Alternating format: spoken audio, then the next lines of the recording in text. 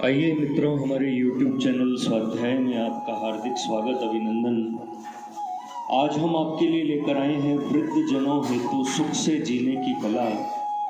इस विषय पर संक्षिप्त चर्चा हम आपसे करेंगे। अगर आपने हमारे चैनल को लाइक और सब्सक्राइब नहीं किया है तो आपसे निवेदन है, कृपया चैनल को लाइक और सब्सक्राइब अवश्य करें। वृद्धजन अधिकांश मामलों में अपनी दुर्दशा के लिए स्वयं ही उत्तरदायी हैं। वस्तुतः उनके सुख से जीने की भी एक सरल सुगम कला है, जिसके न जानने के कारण ही उन्हें अपने परिवार में उपेक्षा उत्पीड़न सहन करना पड़ता है। अतः वे इस कला के द्वारा अपने स्वभाव व्यवहार में परिवर्तन करके अपनी वृद्धावस्था के कष्टों को बहुत कुछ दूर कर सकते हैं। उन्हें यह पक्का विश्वास रखना चाहिए कि मानस के अटल सिद्धांत काहू न को सुख दुख कर दाता, निज कृत कर्म भोग सबु भ्राता। उनके दुख सुख उनके कर्मों के ही फल हैं। उनके बच्चे तो उनके दुख सुख में निमित्त बनकर पाप पुण्य के भागी बन जाते हैं। तो आइए हम गंभीरता पूर्वक विचार करें कि वृद्ध जनों को सुख शांतिमय जीवन जीने के लिए इस कला का उपयोग कैसे करना चाहिए। वृद्धजन क्या करें? वे अपने पुत्रों, बहुओं, पौत्र पौत्रियों को पूरा प्रेम दें। उनके अवगुणों के साथ भी तालमेल करते हुए उनके विकारों को यथासंभव दूर करने का प्रयास करें, क्योंकि कोई भी सर्वगुण संपन्न नहीं है। वृद्धजनों के प्रेमपूर्ण सद्व्यवहार से उनकी अपनी कमियां भी ढक जाएंगी और उनके रूखे व्यवहार से उनके सद्गुणों पर भी पानी फिर जाएगा। इस आयु में सबको सहारे की आवश्यकता होती है और उनका सच्चा सहारा उनके बच्चे बहुएं ही हो सकते हैं, अन्य कोई या वृद्धाश्रम नहीं। वृद्धाश्रम तो 1% दुर्दशाग्रस्त वृद्धजनों के लिए भी पर्याप्त नहीं है।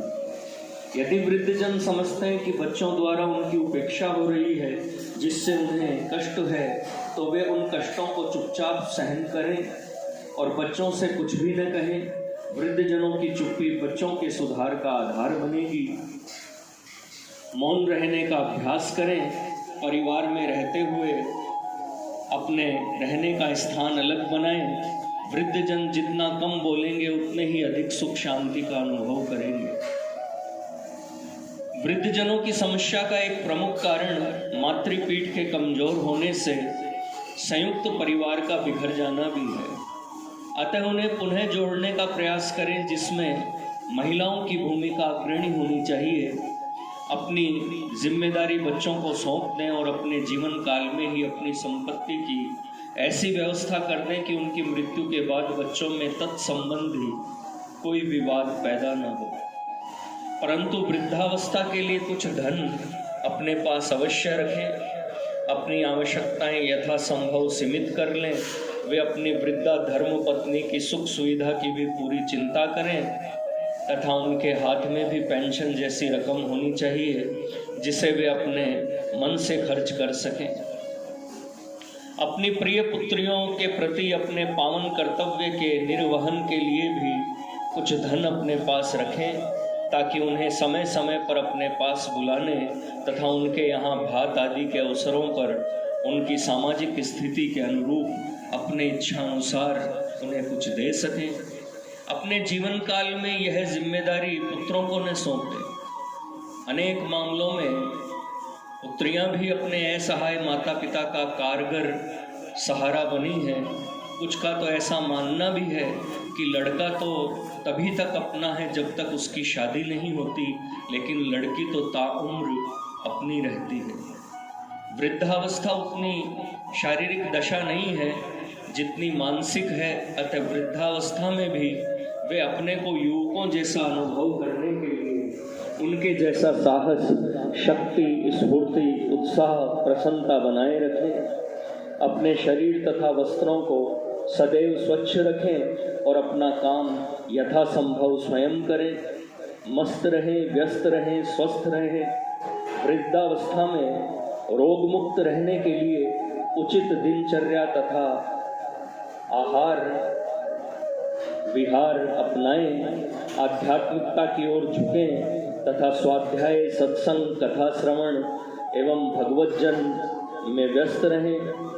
अपनी परिधि बढ़ाएं और दृष्टि को विस्तारित करें। साथ ही अपने अनुभव से परिवार और समाज को लाभान्वित करें। समाज सेवा का कोई न कोई काम अवश्य करते रहें। सदैव राग द्वेष से रहित, चिंता तनाव मुक्त और मस्त रहें।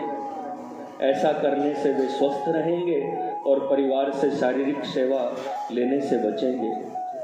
बच्चों की मानसिकता का पूरा ध्यान रखें, उनके काम में सहयोग करें तथा पेंशन, ब्याज अथवा अंशकालिक कार्य द्वारा अर्जित धन से उनकी यथासंभव सहायता भी करें। उन्हें ऐसा अनुभव न होने दें कि वे उनके लिए भार हैं। उनका बर्ताव ऐसा हो जिससे परिवार और समाज को उनकी ज़रूरत महसूस हो।